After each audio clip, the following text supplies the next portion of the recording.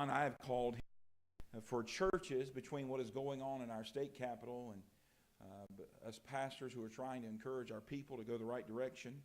He serves with Citizen Impact and director of Citizen Impact, and is a blessing to many of us. And I appreciate what he's doing. I believe that oftentimes we sometimes believe that what's going on at the state level is a little less important than what's going on at the federal level, but 60% of the laws that we live under are state laws. And we need the Lord's influence, and we need a godly influence and a godly voice in our state capitol as well as our federal capitol. And this gentleman is getting it done. Him and Brother Corey Lawrence are a blessing, and they were a big part of helping encourage and get this abortion bill through both sides of the state Congress, and I certainly appreciate their faithfulness to the Lord. And you know, sometimes what we don't understand is that many times these special interest groups have these lobbyists that they pay to go to Washington and to go to the state level to see their opinions and ideas pushed through these different places. And you know, it's sad to say, but most of the time there is lacking a godly voice in these areas. And we need Christian congressmen. And we have some, and I thank the Lord for that. And Brother Smith will say more about that probably in just a moment. But we have some guys up there who believe like we believe about the Bible and about right and honoring the Lord. But we need more of that. I believe we need more of that on a local level. And we need more folks who go to church every week trying to serve the Lord to be involved in writing some of the laws that we have in our land. And so I want you to be praying for this ministry, Citizen Impact. And he's going to come, share with us a little bit about what's going on with the ministry there and what's taking place. He's going to speak to us for just a little bit. Then I'm going to give you an opportunity to ask a couple of questions, a few questions about how we can help or how we can get involved or what we can do. Because I do believe if we don't do anything, if we remain silent, then we also need to remain silent when it comes time to complain. Because the only time we can say anything is if we've said something when the voting happens and when it's time to stand up and be counted. And so I want him to come, Brother Paul. I appreciate you coming tonight. Drove all the way down here from the Atlanta area. I appreciate him coming. You welcome him as he comes this evening. Thank you. Well, amen. It's great to be here with you tonight. Thank you for the warm welcome. We did drive down from just outside of Atlanta. Corey and I both are kind of 45 minutes to Atlanta, 45 minutes to Athens, if that helps you get a perspective. So I left my house before 6 a.m. this morning, and I was watching the announcements too, and I kind of had the same reaction as your kids. I was like, oh, Dairy Queen. But we got about a 4.5-hour drive home, I think, tonight, so we're going to get on the road probably as quickly as we can. I will stay around, of course, afterwards and chat as long as you like, but yeah, I won't have time for much fellowship afterwards. You know, I don't want to fail to mention how much I appreciate your church's faithful monthly support of our ministry. We are, I think, one shy of 60 ministries throughout Georgia that have partnered with us for regular financial support. And, you know, when we founded the ministry in 2009. I incorporated it in, I think, that November. Our family took the step of faith the next August of 2010, to just commit to doing this ministry full time. I had several pastors say during the course of that first year, before we just stepped out on faith. Yeah, we're gonna support you. We're gonna take you on. And that first month that we stepped out, we had not received one monthly check from any church at all, but just had a lot of promises. And in fact, I called a pastor who you know and said, hey, brother, didn't y'all say you were going to support us on a monthly basis? Oh, yeah. And I think our first support check was for $25 a month. So there's been some challenging times financially, but in the first few years, you know, Citizen Impact is not a national organization. It's not something that I'm simply an employee of. It's something that the Lord put on my heart to start, and God has been good. God has met our family's need. We, when I sat down with my daughters in '09, and I guess it was '09, and said, this is what I believe Lord wants us to do. We're going to still do what we're doing for a year, but then next year we're going to, go full time, trust the Lord. They said, will we be able to stay at our Christian school? And they were about sophomore, juniors, looking at graduation not too far away. And I said, we're going to do everything we can to make sure that you can stay and graduate, but we just have to trust the Lord. Well, they both graduated from Christian school, both graduated from Christian college. And so God has really been good, and we're very thankful for that. So thank you for your faithful support of our ministry. Now, for those of you who may not know for sure, not understand fully, let me just give you the 3 M's of citizen impact, okay? The first M is motivating. That's our preaching ministry, our educational ministry. So that involves, like what I'm doing today, maybe, giving a legislative report to you and sharing something from the Word this morning. We were at a church in Swainsboro for the first time, and I did a Christian Heritage of America presentation in Sunday school. I preached in the morning service, and, we have that type of ministry. We also have a conference every year. If you are on our mailing list, you probably remember we had our conference this past August in Macon at Mikado Baptist Church, and Alex Kendrick was our keynote speaker. You may remember him from the movies Courageous and Facing the Giants and all that. He spoke for our meeting. It was a great event. This year, we're going to rotate it back up to the Atlanta area this coming August. But we also do student legislative days for high school juniors and seniors at the Capitol. And we have a pastor's day at the Capitol. And this past year, we had about 90 in attendance for our Pastors and Ministry Leaders Day back in February. I know your pastor had a conflict this year, but let me just say a word about that. As I explained to him before we met tonight, and as I explained to the pastor this morning when we were having lunch together, I am at the Capitol so that your pastor doesn't have to worry as much about what's happening at the Capitol, right? I'm going to Corey and I will be flying up to D.C. tomorrow, and we'll be meeting with Georgia Congressman. We'll be meeting in Buddy Carter's office, which I believe is the congressman here. Where we were this morning was Rick Allen. We've got an appointment in his office. We'll actually be meeting personally with our congressman, Jody Heiss, and Rob Woodall, Barry Loudermilk, or those congressmen we're planning on seeing face to face. And we're doing that so that your pastor can be more at ease at focusing on this ministry here and ministering to you and just paying attention when we inform him of what's going on, which I know he did in particular for the heartbeat bill this legislative session. That said, the one day a year that I encourage pastors to come to the Capitol is for our Pastors' Day.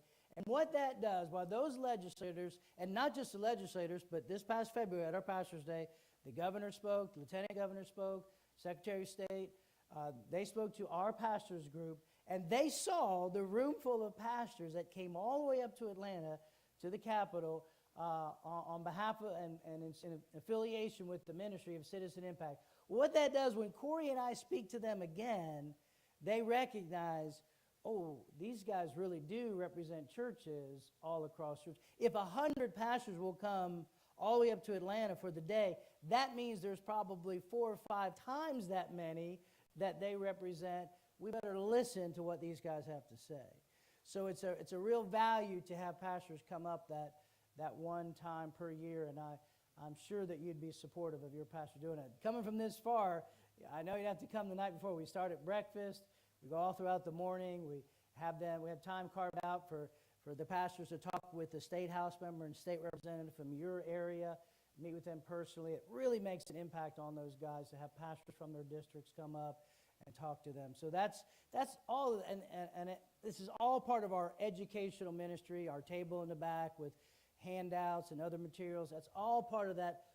The first M, motivating, right? Second M is what you're probably used to thinking of with our ministry, and that Pastor Cooper alluded to, the monitoring of legislation. So when the Georgia General Assembly is in session, Corey and I are down there most days, meeting with legislators, sitting in on committee meetings, sometimes actually testifying in committee meetings on bills and legislation that, again, not everything in the world, but what we believe would affect your church, we believe that would represent your interest well. And I'm going to be talking about that in just a minute, some of the legislation and things that we deal with. Not only and by the way, does anyone know how many days per year the Georgia General Assembly is in session in a calendar year? Anyone know? You'd have a civics class, preacher. Take a guess. How many? 120. Somebody else said something different.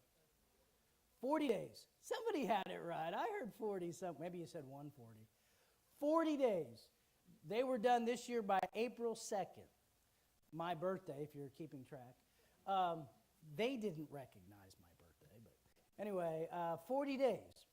And by the way, that's fine with me because the less time they're up there, the less mischief they're getting into, and the less of our rights they're taking away, our taxes they're increasing or whatnot.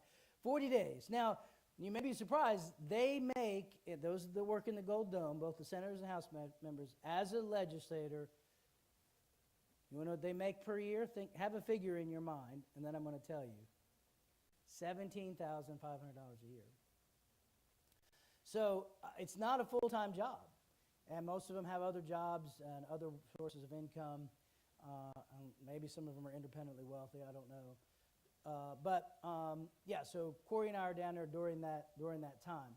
Now, as I said, we also are tracking legislation in D.C.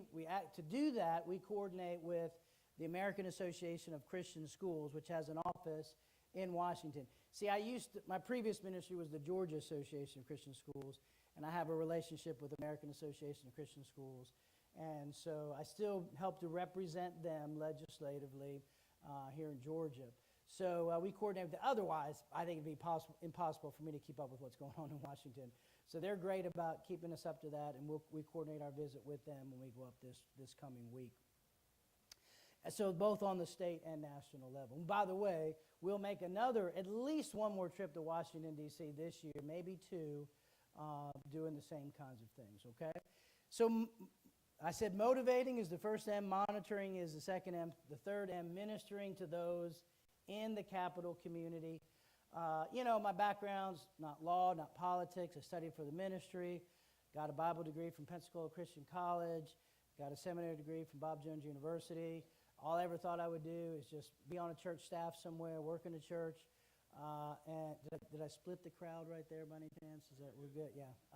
I get shot by both sides if I say that. And so, I was a youth pastor. I did those things. And I only mention that to try to give you an idea where my heart is. I never thought I'd be doing a ministry like this. But because God's called me to do it, I want to do it as a ministry unto the Lord. I want to do it in a way that's honoring to the Lord. I want to be able to be a gospel witness. I want to be able to be someone who will influence these legislators. Now, I don't think you can hardly be a legislator in Georgia unless you claim to be a Christian, right? Many of them are Southern Baptists. I think there's at least one Muslim, maybe here. I know they're in U.S. Congress. Hank Johnson, who represents up outside of Atlanta, he's actually a Buddhist. I'll let you guess what party he's in. But I think we might have a Muslim in the General Assembly. But most of them claim to be Christians. So in many cases, it's not so much necessarily witnessing and sharing the gospel, but trying to influence them for the Lord. So just to help you understand this, and I don't want to belabor this point, if you're a Christian trying to honor the Lord, and I'm guessing if you're here on a Sunday night, you're probably a fairly committed Christian. You've been in a job situation. You've been somewhere where someone over you that has influence over you, who's a supervisor or a boss of you, has put some sort of pressure on you that has caused you to pause and think, if I do that, is that the right thing to do? Maybe it was something that's contrary to written company policy. And they say, oh, no, it's okay. Wink, wink. That's how we do things. I don't know. Maybe it's something that you feel like is immoral. Yeah. No, that's not exactly what our expenses were, but we just, we padded a little bit. It's okay. The company's got the money, and, and we've have a moral dilemma. Y'all looking real spiritual, like you've never had this problem. You've never, all of us have no doubt had that struggle, right? Well, often, if we're really sincere and trying to honor the Lord, we talk to the Lord about it. Maybe we talk to the pastor or some other spiritual leader about it, and we get help in making the right decision. I believe legislators need the same kind of help, right? They get pressure. Now, this is the governor's bill. The governor wants this bill. The Speaker of the House, this is an important thing for him, and you need to make sure. Yeah, but I'm not sure represents what my people back home in the district really want me to do. I'm not sure that's how they want me to vote on that. Or, I understand what you're saying about how casinos will bring so much money to our state and jobs to Savannah, but I'm not so sure casinos is the right thing for our state. As they challenge that, they walk out of the chamber of the Senate or the House, and there's Corey and me standing there saying, hey, we want to talk to you. And boy, they know what we're going to talk to them about. And when it comes to things like the heartbeat bill, boy, they get pressure from people. We're going to come after your seat. If you vote for this bill, we're coming after you. We're going to pour money. Money's going to come in from all over the country. Planned Parenthood, Oprah. We're going to bring Michelle Obama down here to campaign against you. Barack Obama actually endorsed some state house races for some Democrats this year, and many of them won their races and beat incumbent Republicans. And they'll threaten that to you. You think, maybe I can just slip out the back door when the vote's going. And by the way, many Republicans did that very thing. They slipped out and they did not vote on that heartbeat bill, and it just passed by a sliver in the House. Right. So to have to look at someone like me and someone like Corey and some of the other Christian advocates that are there, it helps sometimes to push these guys over. Maybe I did belabor that a little bit, but I hope you understand my heart about that and where we're coming from. So motivating, monitoring, ministering, that's the ministry of Citizen Impact. I've got a prayer card for you. Corey, maybe you got somebody that can hand out some prayer cards. Some of you guys could help with that. This would be as good a time as any for you to do that. And then I'm going to cover some of the legislative issues. But our prayer card is like this, okay? It's like the top part is a typical ministry prayer card. Tear that off, take that home, pray for our ministry. Contact information is on there. There's my pretty wife's picture, My kids are grown. I used to exploit their cuteness on my prayer card, but now they're grown, so I exploited it as long as I could. They were mid-20s, and I thought, okay, I got to quit putting their picture on my prayer card. They're long gone. Thank you for laughing. I'm just being silly. But anyway, the bottom part is for you to fill out and leave at the back table, hand it to me or Corey, and get on our mailing list. Now, I know, why would you want to get on one more mailing list? Well, let me explain why, but let me ask you to do me a favor. Fill it out, put an email address that you'll actually check, and write it legibly, so when I get home, I know whether that's a 6 or a G or an L or a 1 or whatever, okay? But here's the importance of that. I will send you a monthly update, what we're working on, let you know, for example, that Corey and I are heading up to D.C., pray for us, or, some of the conferences and things that are coming up so you can be aware of them. I will also send you, when it's appropriate, urgent updates or legislative alerts where you say, this vote on the heartbeat bill is coming up in the House and the Senate. This will be a good time for you to contact your House member, contact your senator, maybe contact the governor's office and encourage a vote on that. Just out of curiosity, how many of you, because of when the last time I was here, you already received, you remember getting those kinds of updates? Okay, 3, 4, 5, okay, a couple of you, okay, good. Hopefully you'll, confirm that I don't overdo it, send out things constantly. about once a year, I usually send out a fundraising appeal, like at the end of the year, like most Christian ministries do. But mainly it's just for informational purposes. But here's the other benefit of it. As I talk to legislators, I'm able to honestly say to them, look, I have 3,000 people, 4,000 people on my mailing list, and, you know, if you want me, I can email them tonight and ask them all to call you about, no, that's okay. But, you know, I don't usually have to do that, but they want to know that I actually represent people, right? And by having a mailing list like that, they know, again, that I represent many, many, many, many more people than just what are on our mailing list. So it does really help. So I would encourage you, if you don't mind, fill that out. I'd like to have your address, your physical address. If you don't have an email, I'll mail a newsletter to you by that way. But by having your mailing address, even if you put your email, it helps me track what kind of districts you're in. So maybe if we need to target a particular district, maybe there's a legislator from down here that he's the main one that needs to be called. So we may, target that way. So whatever you're comfortable sharing is fine. But turn in that bottom part, keep the top part to pray for us. Now, in terms of some of the issues that we're covering, obviously we were very on top of the Heartbeat Bill, the Life Act, as it was officially called.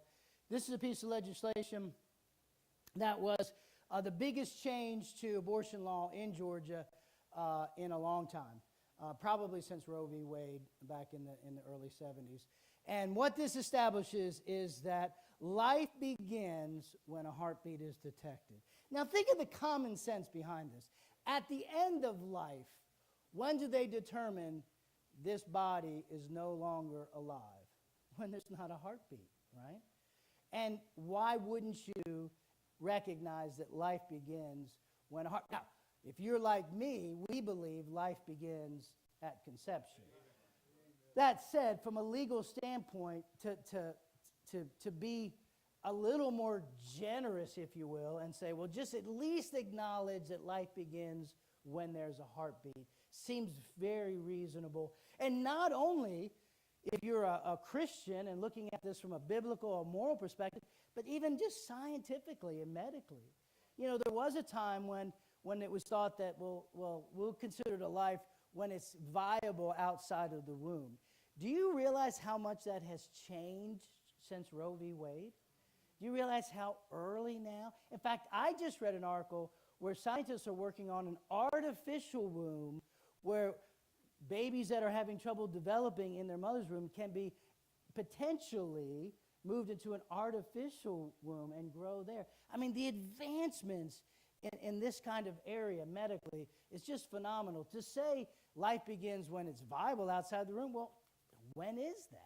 But the heartbeat is easy to detect, it's easy to know, and don't listen to the lies of Planned Parenthood and others in the media that a woman can be convicted of murder if she has a miscarriage. The penalties for this law are not attributed to the woman. They're on the abortion doctor who performs the abortion, okay? Don't listen to these lies and all this junk that's going on. That's not true. So we were involved in that. Georgia Life Alliance deserves the credit. They were the tip of the spear. Josh Edmond, a very, very good friend of Corey and I, he was tremendous. He's been all over the news lately, even national, international news talking about that. He did the yeoman's work on it. But all of our other pro-life groups, we all worked together. We activated our pastors. I know your pastor shared that information, and you made calls. Look, I wish there was a way to tally up and figure, hey, because the folks at Bethel Baptist Church called their legislator, this is the difference it made. It's impossible to track that, right? I don't know how much your impact made a difference. But what you can be assured of, that the churches just like yours all across the state of Georgia doing the same thing were instrumental in getting this bill passed. So thank you for your work on that. We also gave testimony this year in committee meeting in opposition to horse racing, gambling on horse racing, coming to Georgia. We were prepared to speak against bringing casinos here to Georgia. Look, you know, the pitch is that, oh man, this will bring so many jobs, this will bring so much tax revenue. It's all the same junk that they do to try to, you know, the lottery and other things, try to convince you. You remember when the lottery was proposed? Oh, how it's going to provide all these scholarship stuff. Guess what? It's not enough money. And part of the reason why is because so many more kids are going to college because of the Hope Scholarship. Colleges are charging a lot more. It's the old supply and demand that we all understand in economics. So now the price has gone sky high, and now the amount isn't enough to cover all the scholarships. They actually created the problem by offering these scholarships. So they're talking about scholarships, talking about other things, all this stuff. They don't talk about the problem, everything from the problem with the animals and how they're, what happens to them in horse racing, to what happens to when the casinos don't bring enough money, and like they've done in most states that have them, they have to add a casino. You know there's a word for it?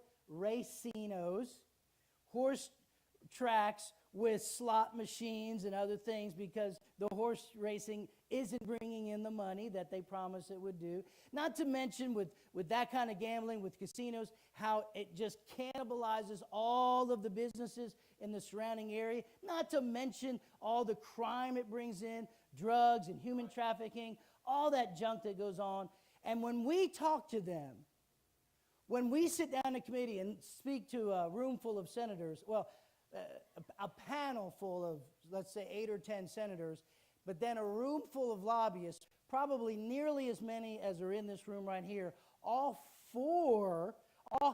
paid to lobby for the casinos, right, sitting behind us, we don't say, now bless God, God's again it, so we're again it. That's not what we say. I'll say, now look, morally, I'm opposed to casinos, and so are the churches we represent.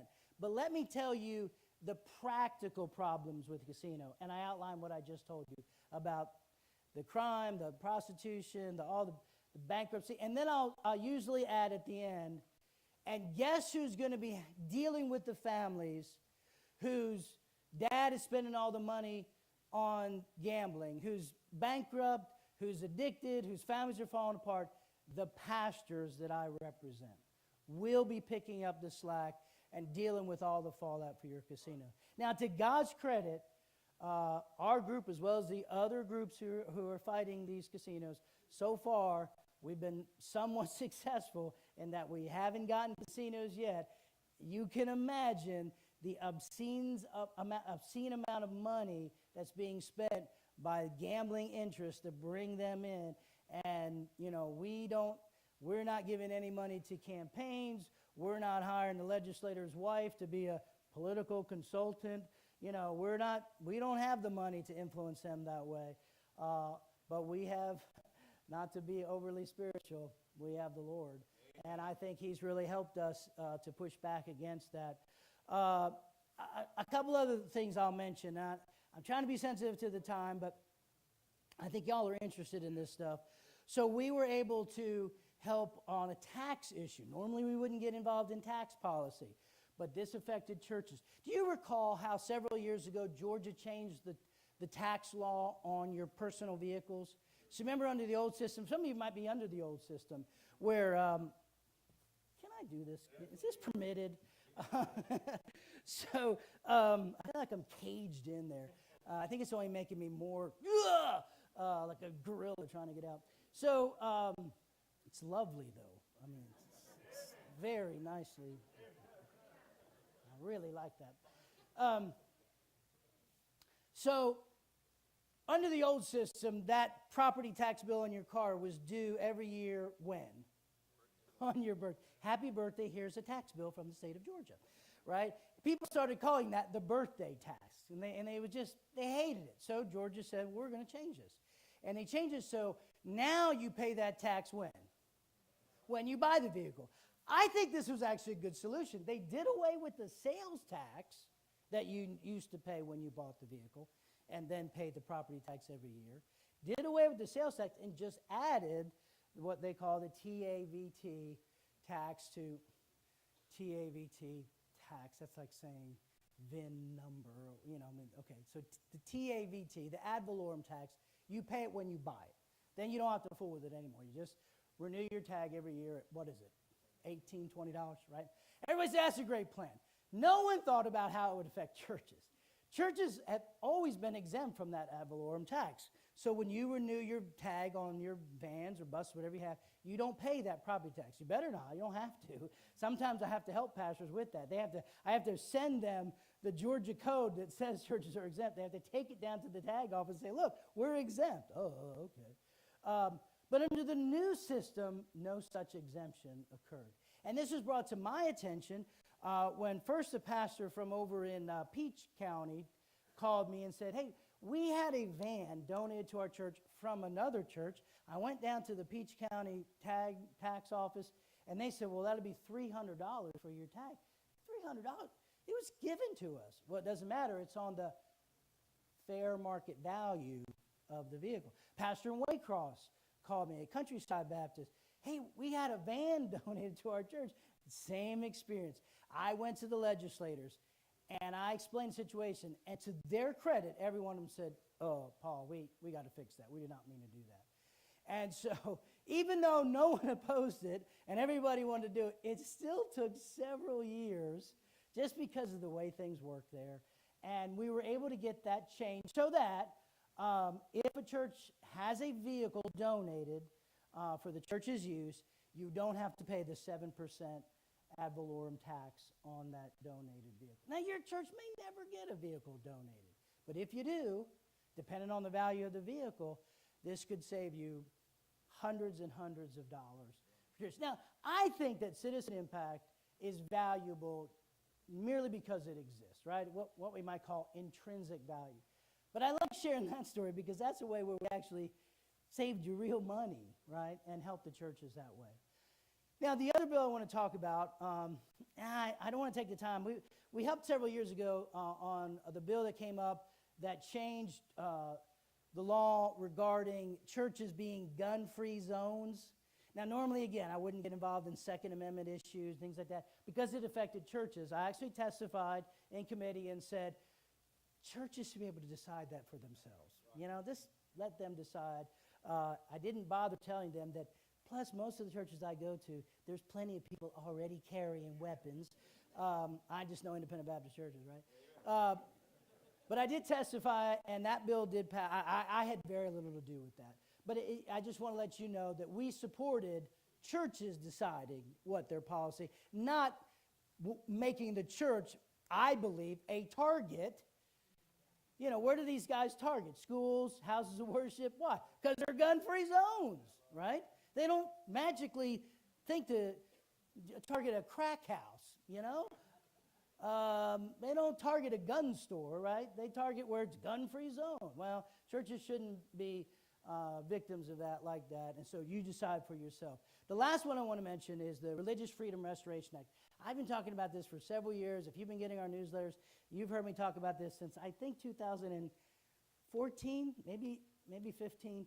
And this is very simple legislation that simply gives people of faith the option to appeal something the government has done by law or statute. An example in Florida where they have a state RFRA, the city of Tampa passed an ordinance, said you can no longer feed homeless people outdoors. I'm sure they didn't use the word homeless, but they were having problems with, loitering or littering or something. No longer feeding the homeless outdoors. Well, there was a pastor down there who had always done it. He believed it was his Christian duty, so he continued to do it. He said, I answer to God, not the city of Tampa. And he found himself before a judge because in violation of that city ordinance. And in his defense, his lawyer used the Florida Religious Freedom Restoration Act, said this law impinges upon our client's religious freedom. And the judge ruled in his favor, said, you're right, it does, and threw the law out. He didn't automatically win. He got his day in court. And that's what this law would do. Now, if you recall, Georgia passed that several years ago, and Governor Deal vetoed that legislation. All the business community in Georgia came out against it. Chamber of Commerce, Coke, Delta, all the big money and interests in Georgia opposed that, said, Governor Deal, you better veto that. The professional athletic teams in Georgia, the Braves, the Falcons, the Hawks, all came out and opposed that. Governor Deal, you better veto this legislation. The entertainment industry that's now so strong here in Georgia.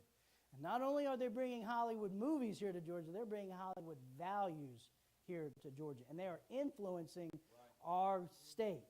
And they said to Governor Deal, you better veto this bill. And he acquiesced to that pressure and he vetoed the bill. Now, Governor Kemp ran the campaign that if it landed on his desk, he would sign it. And this year, what we were told from the governor's office, which has been very friendly to us, look, we don't think we could get a heartbeat bill and a RFRA passed in the same legislative session. I told you how hard it was to get something passed where no one even opposed it, right? It took me several years to do that.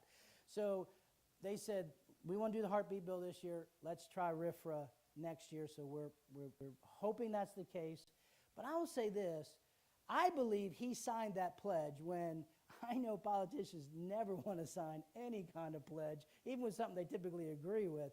But he signed that pledge because of the grassroots support for RFRA, the pressure that churches like yours put on. They saw that and they thought, there's no way I can get elected governor in Georgia as a Republican unless I support RFRA, and he did.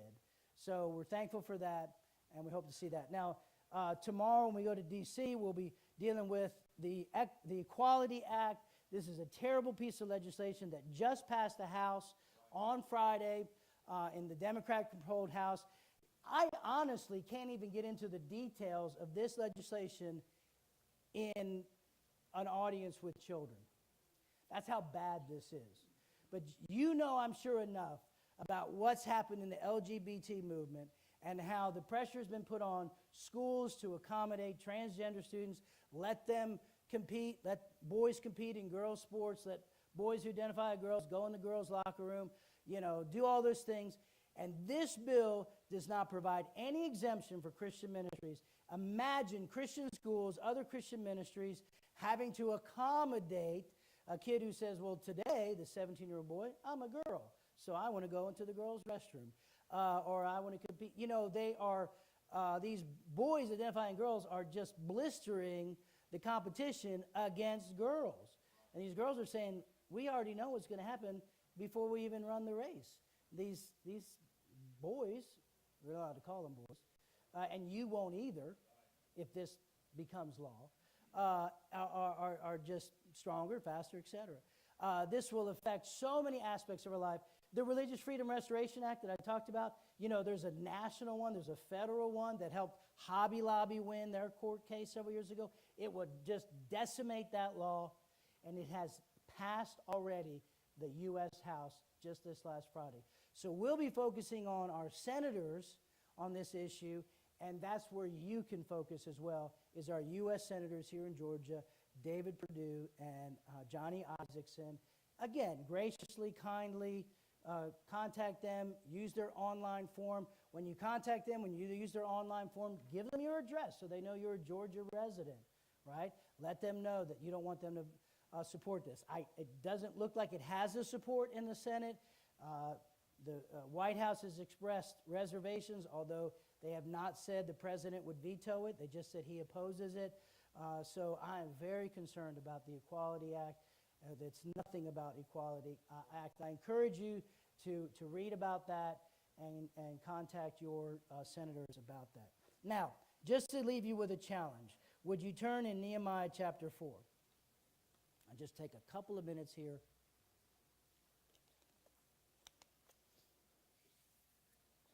Before we have some time for questions. Nehemiah chapter 4. You know the story of Nehemiah, don't you?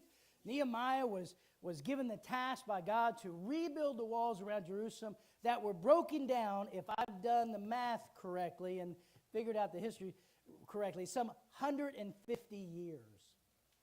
Can you imagine the rubble? Can you imagine the debris? Can you imagine the overgrowth and the insurmountable task this would be for an ancient culture without heavy machinery and et cetera, to accomplish.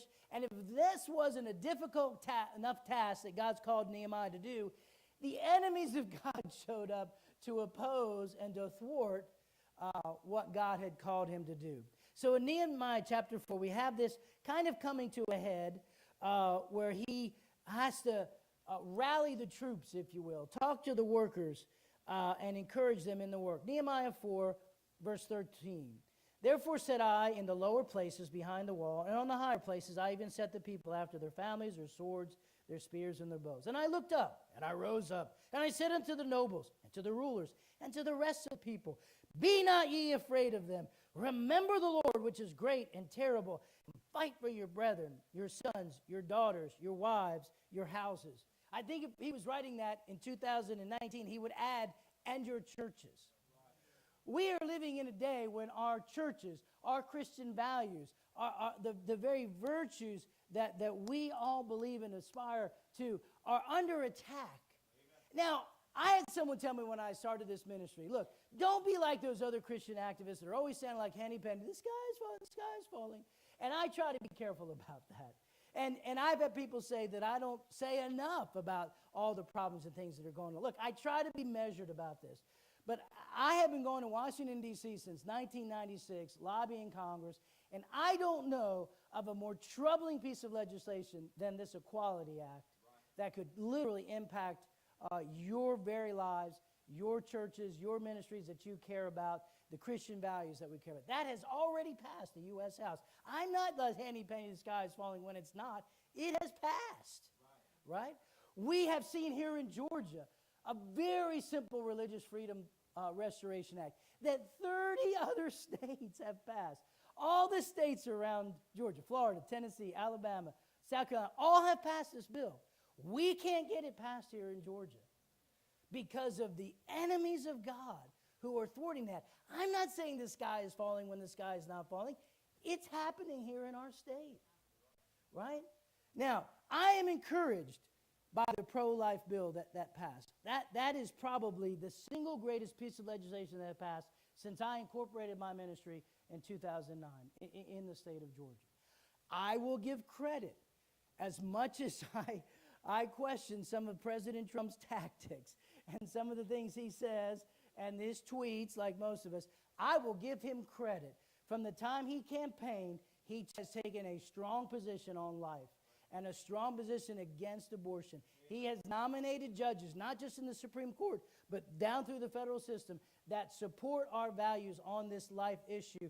And I believe that those acts have encouraged the state legislators, and again, you've probably seen on the news, state after state after state are passing these heartbeat bills.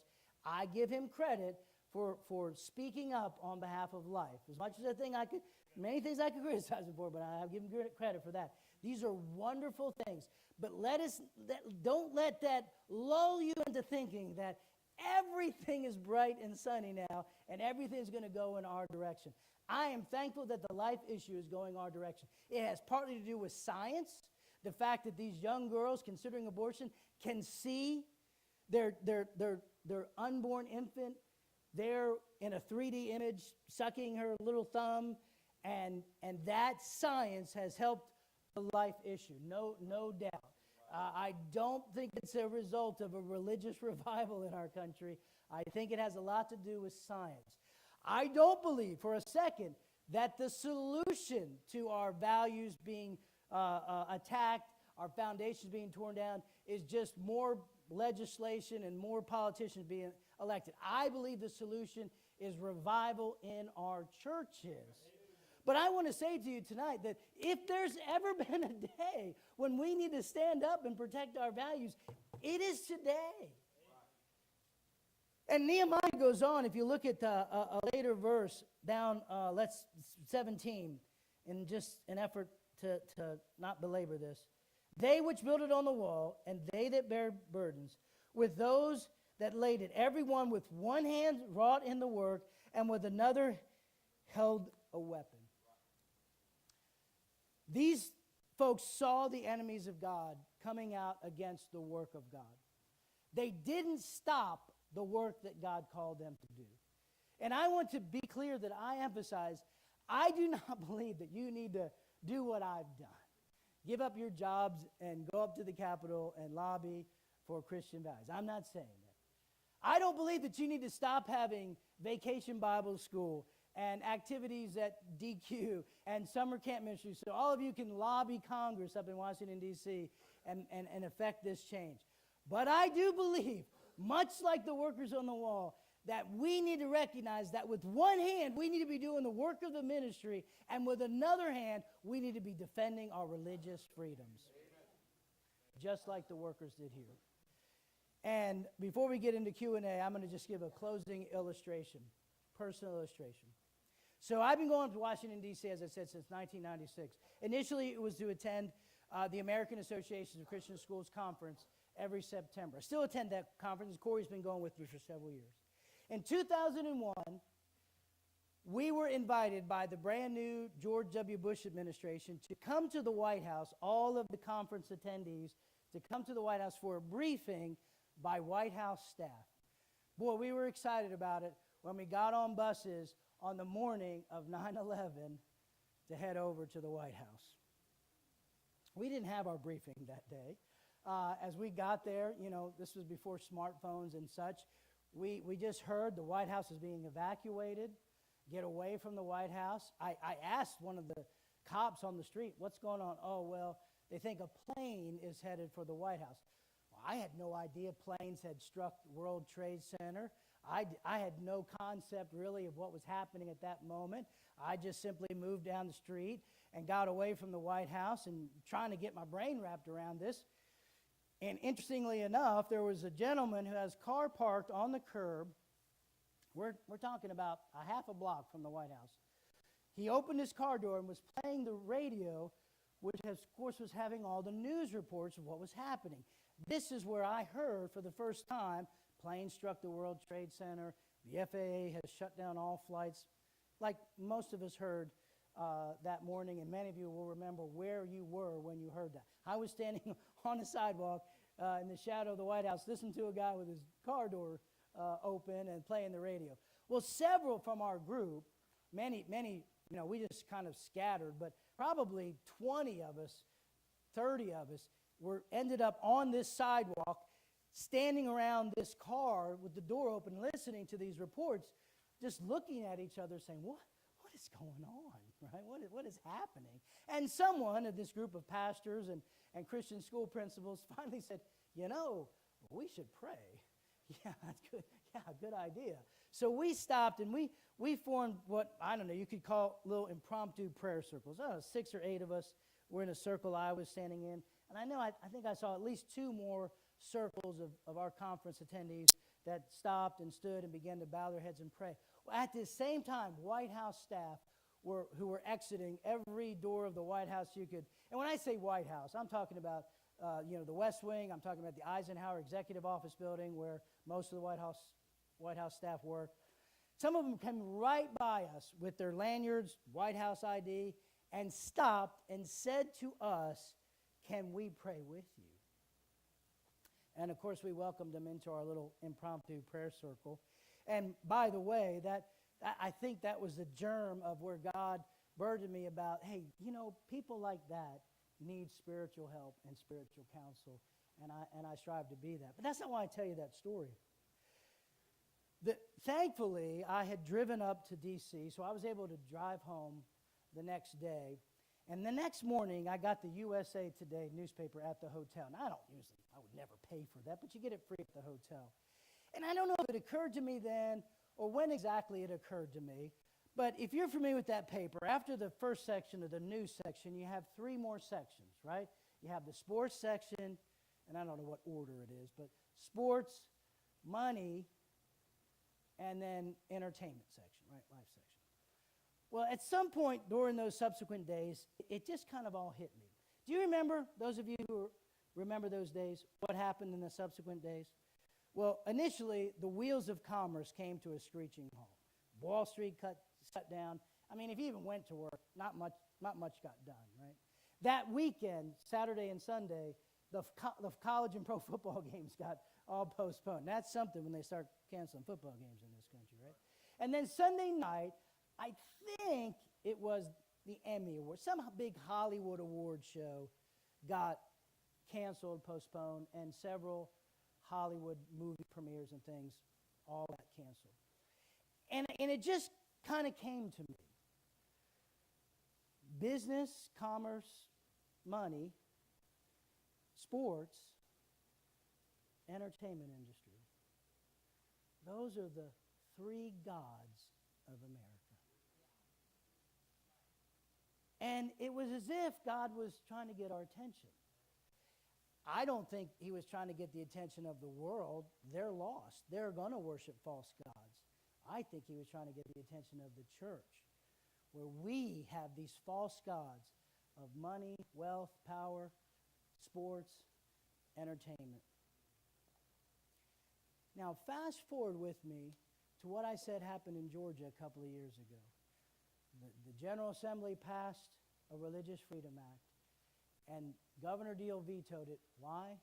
Because of big moneyed interest, sports, entertainment industry, all coming out against it. It's as if God was saying to churches and God's people in Georgia, I'm giving you another chance. Choose you this day who you're going to serve. Are you going to serve the gods of entertainment, sports, and money? Or are you going to protect religious freedom and choose that as more important? Now, it's not wrong to make money, invest in money, have a job. It's not wrong to participate in sports or watch sports. It's not wrong to, listen to music or, and engage in some form of entertainment that's not dishonoring to the Lord. Of course, it's when those things become gods to us and they become more important to us than the God that we serve and the religious freedoms that we enjoy. And I leave that with you just as a challenge to consider, much like Joshua challenged the people of this Israel. Choose you this day whom you're going to serve. Have a word of prayer and then let you come up. Let's pray. Father, thank you for the opportunity to be here tonight. Thank you for this fine church, great pastor, people that love you and support our ministry. Bless them for it in Jesus' name. Amen. Amen. I wanted to take a moment, and if we could, let's make sure we have one of these mics on. I'm going to grab one of these mics for you. For me or for... You got that one. Good. Perfect. I want to give you an opportunity to ask maybe Brother Smith a couple of questions. He is well versed in what is going on at the Capitol right now, and for the most part, for the most part, right? And give you an opportunity to ask some questions maybe of him that you'd like to maybe have some input on. I'll ask the first one, so I want you to think of a couple. Give us a way that the Cooper family, Brian Cooper, can be involved in helping your ministry at the Capitol there. Well, if you allow me to step back and not just my ministry, but how all of us can help, and what all of us, I think, at a very minimum should do. Learn the names of your representative and pray for them like 1 Timothy commands us to do. Right. You have a U.S. House member and 2 U.S. senators. I think I've already mentioned who they are. Right. You have a state House member and a state senator. You have 5 people, in addition to probably, governor, president. There's plenty others. I have a long list that I pray for of elected officials. I do it on Thursday. Thursday starts with a TH. It reminds me to pray for those in authority, which is what the terminology of 1 Timothy is. Pray for them by name. Learn their names. Maybe if you're ambitious, learn their family's name and pray for their wives, husbands, kids. I've been in D.C. sitting down with a congressman saying, before I leave, I just want to take a minute and pray for you. What can I pray for you back? About more than once, they say, pray for my family, right? Because their families have all kinds of pressure on them. So I would encourage you to do that. The next step would be communicating with them. Just want you to know I'm praying for you. A teenager can do this. A young person can do this. I just want you to know you're my state house member, and my family prayed for you today. I'm 10 years old, and I love Jesus, and my pastor's the greatest guy in the world. Yes. Yeah, amen. You know what I'm saying? You can do that. Yes, write a letter. Do kids know how to write anymore? Apparently they don't know how to do cursive anymore. But communicate. You know how to write? Very good. Good. You must be homeschooled. I'm sorry. I'm teasing. So that's one way. That's something that all of us can do. Now, when you say, how can you help our ministry? Well, it's the same thing as anybody else in full-time ministry would stand up here and ask you to do. Number one, pray for us. We're going up to Washington, D.C. tomorrow. I don't enjoy flying. I don't enjoy, schlepping around the metro. And D.C. is literally hotter and more humid than here, if you can imagine that. And yet, I see the value in sitting down with these people of influence and talking to them. But Corey and I need your prayers as we do that God would give us wisdom. I have sat down with legislators on the state and national level, not even knowing what I was going to say. And God has given me the words to say to be persuasive and to help them to see things from a biblical perspective. So praying for us is very valuable. And obviously, it costs money to fly to D.C. It costs money. Our hotel is $250 a night. And I shopped around to try to find that's a little pricey than we normally spend. And we share a room. We don't share a bed, but we share a room there in D.C. because they're so expensive. It costs money to do that. It costs money to travel. So obviously we need financial support, and you all already do that, and I thank you for that. Maybe the Lord would lay on your heart to do something special, but pray about that. Even though we have almost 60 churches that support our ministry, that averages about $70 a month. That's $4,000 a month for salary, for travel, for expenses. It's not enough. Now, a lot of individuals also support us. That makes up much of the difference. And then love gifts and other things. It's just always what ministries talk about. We don't want to talk about money, but it is what is necessary to do that. So pray for us. Pray about just God providing the needs of our ministry. All right. You may have a question about anything. You may have a question very quick. Yes, ma'am, Michelina.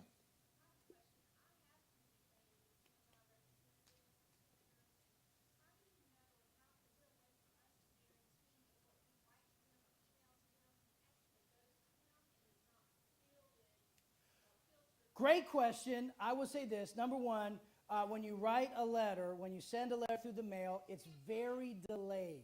If you remember back after 9/11, the anthrax scare, where congressmen got anthrax in the mail, now all their mail goes to an off-site place, gets scanned, examined, whatever they do to it. It takes weeks for that to get there. So keep that in mind. Through their website is usually a more effective way to communicate with them. Calling is done when it's a more urgent thing. They're about to vote today or tomorrow on something.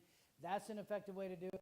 I would encourage you, number one, to consider your Christian testimony when you do this. Right. Consider the cause of Christ. There is actually something more important than how they're going to vote on this bill, and that is our testimony for Christ and whether that person might come to Christ and know the Lord. And we don't want to be a hindrance to that. Amen. But it is my experience that when you go through the proper channels, do things the right way, that it is communicated to them. Does a congressman sit down and read every single letter he gets? Maybe not, but they keep track. They have to record that letter, that communication, that it came in, and they typically, if it's some bill that they're tracking, who's for and against, they keep a tally of that, even on the state level, keep track of who's for, how many are against. And often people tell me they hear back from their congressman, their senator, again, including your address so that they know. And, oh, by the way, if you say, I'm not voting for you next time unless you do such and such, number one, I think that's not a good way to say it, but they know whether you've been voting. They don't know who you voted for, but they have the record of whether you checked in to vote in a primary or general election. They know whether you pulled a Republican ballot or Democrat ballot in a primary. So they might look it up and say, this guy hasn't voted in 20 years. I don't care what he has to say, right? So voting makes a big difference.